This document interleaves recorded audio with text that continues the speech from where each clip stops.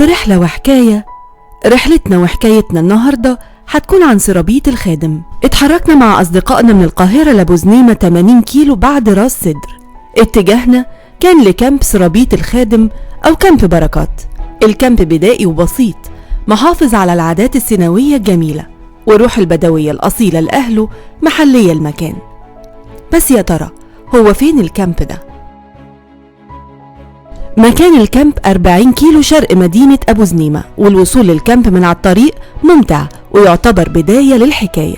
وفي رحلتنا الحكايات كتير. سرابيط الخادم مكان أول ناس سكنوه هم الكنعانيين، وده كان من 8000 سنة قبل الميلاد. بس النشاط التعديني والفيروز بالذات بدأ في سينا وفي المنطقة دي من 4000 سنة قبل الميلاد.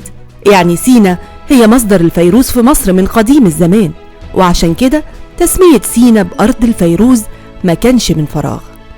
بس يا ترى ايه السر ورا اسم سرابيط الخادم؟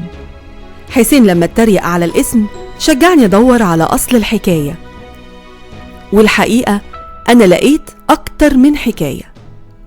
في حد قال ان سرابيط مقصود بيها المرتفعات، والخادم مقصود بيها عمال المناجم، فيمكن يكون المقصود من التسمية منطقة سكان عمال المناجم في المرتفعات، أو يمكن يكون قصدهم منطقة سكان خدم المعبد.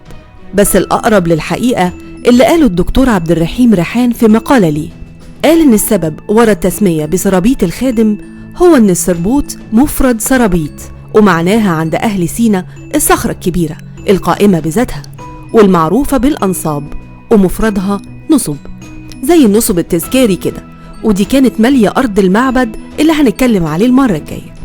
تابعوني في الفيديو اللي جاي وأنا هحكي لكم الحكاية، ويا ريت لو عجبكم الفيديو المرة دي ما تنسوش تعملوا لايك وشير وسبسكرايب للقناة.